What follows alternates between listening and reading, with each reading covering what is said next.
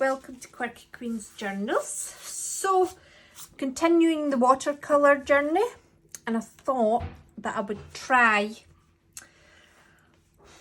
some neurographic art to sort of try out techniques. So we're just going to see how it goes. Haven't quite formulated the plan in full. So what I thought was, if I draw a line with the water, and then probably should have mixed a colour up first, put a colour on it. So this is ultramarine pale. So I have out black natural beige, rose madder, which is like a pinky red, ultramarine and ultramarine pale. What I'm going to try and do is do less wet lines. So I just want to say thank you to Mary Ellen at Red Parrot. I'll link her channel below, because I asked for some advice on my previous video because I'm trying to learn watercolours, which is why I keep doing watercolours just now, and she gave me some wonderful advice. She really took a lot of time to explain to me the importance of using water and about maybe trying to use a bit less water than I've been using, though I think that I might not have put enough down on this just now. What I'm actually going to try and do is take some of this off.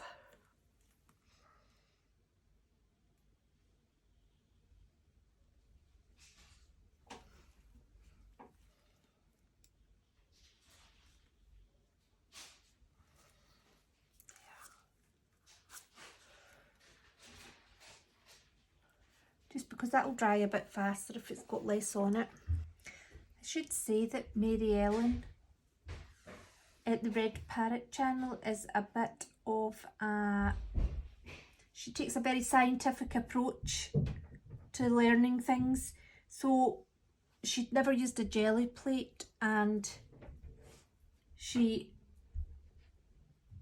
has put a lot of effort into learning, and she also she takes like a research approach to it, and she is very clear at explaining as well.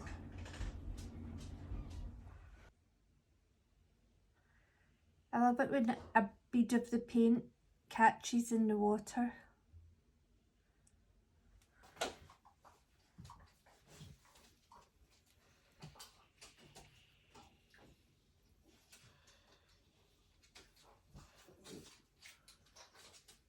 That is one lovely colour. Okay, what I think I'm going to do is dry it, and then I'm going to start filling in.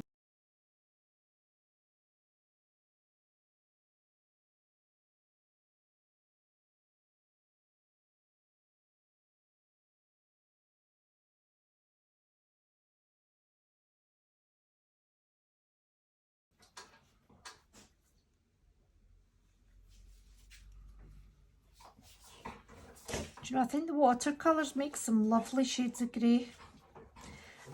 I don't know whether it's the natural beige with the black, but whatever it is, I really like them. I did not anticipate quite such a large range of greys.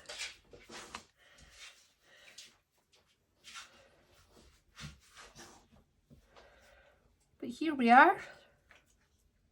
There's a couple of areas that are still wet, but I just don't want to. I've already forced that one into there, so I'm going to just hold off with the heat gun on them. Looks like a street map.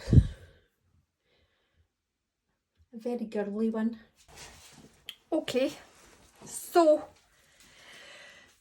we have some areas where it's cauliflowered, and I think that's where the brush was very wet and the colour was quite dense. And I do notice a difference. The wet on wet lines are much paler. They're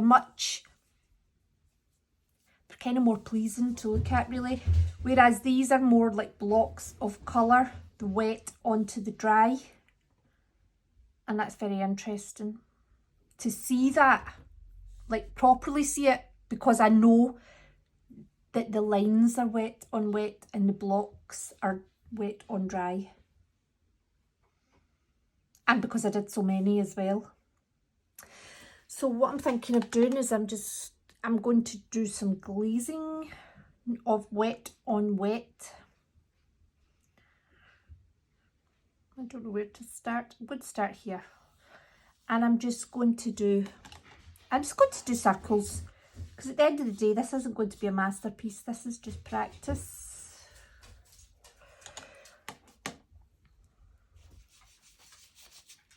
But what I do want to do is make sure that I'm not dragging in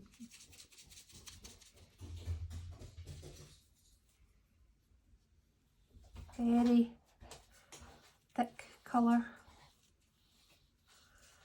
So I also notice as well that the paint underneath does come up slightly, especially that black there, and I'm wondering if I haven't dried that enough. But it's all part of the learning just now, isn't it? Now I'm going to make this one very wet and see what happens. Well, underneath isn't too happy. Let's just put this scarlet right on here so that I know.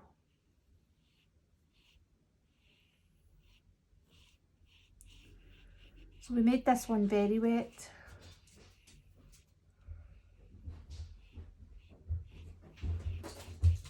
Certainly a lot muddier looking, but this one has a really clear demarcation line. We'll see if that one does. I'm going to dry this, and then what I'm going to do is I'm going to try and make these lines stronger and see what happens.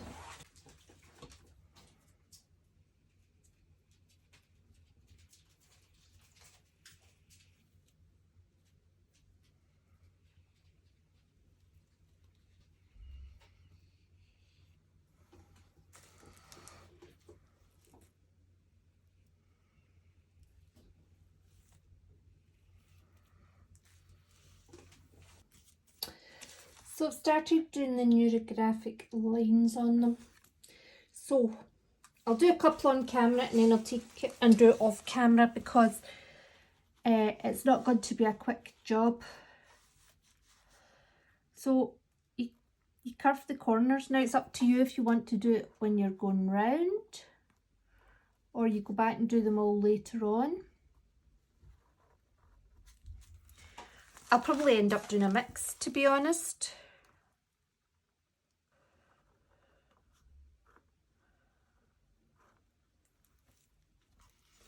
Actually looks very effective so far.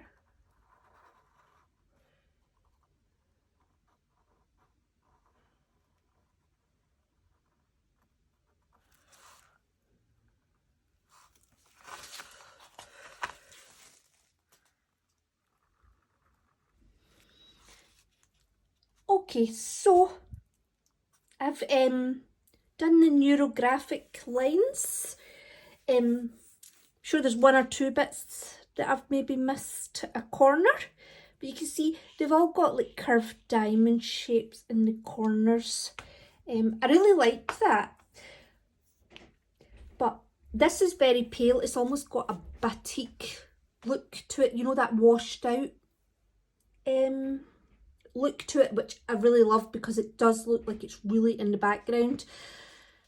And then the neurographic art looks like it's really in your face.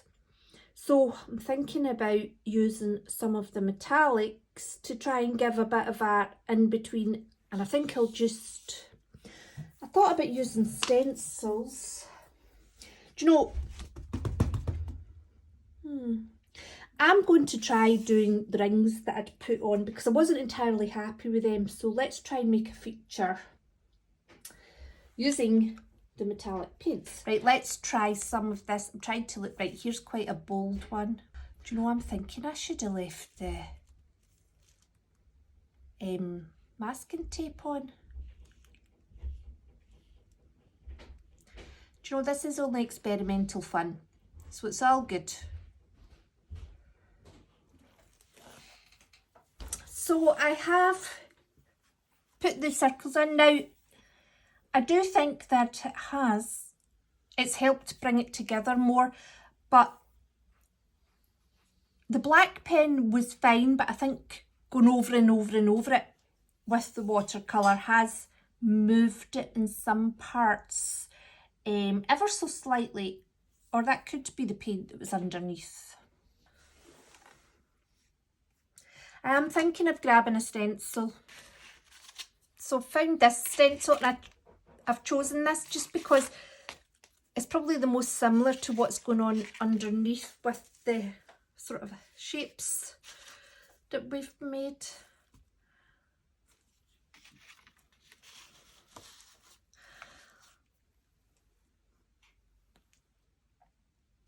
Okay, I'm going to use the gold, and let's just see what happens.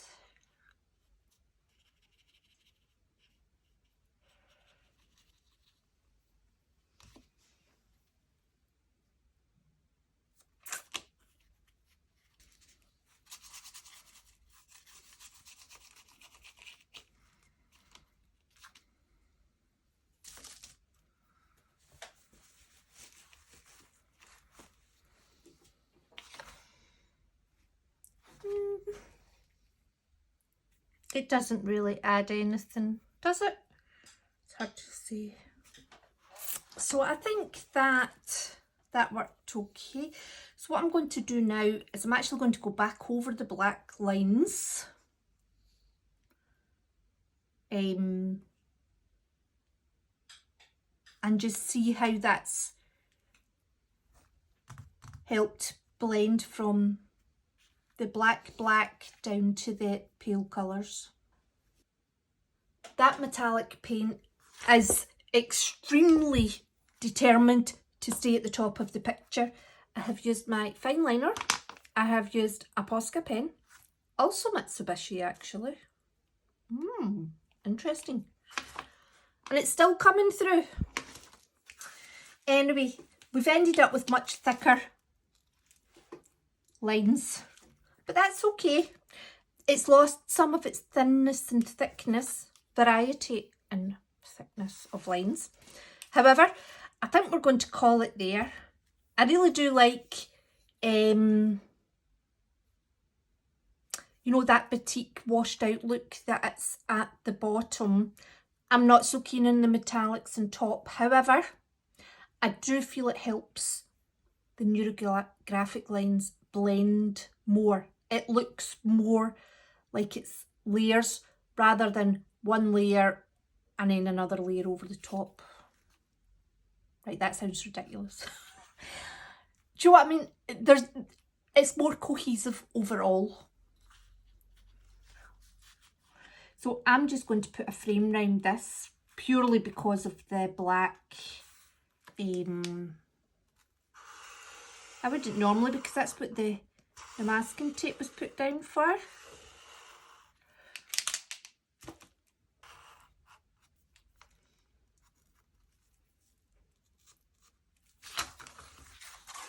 Oh, actually it works really nice with this frame round it, doesn't it? Oh, I think it brings it together a lot better.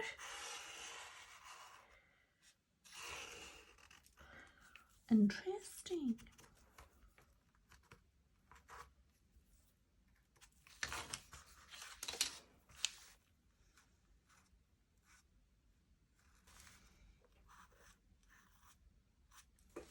So I'm going to keep all these images that I'm doing with the watercolours.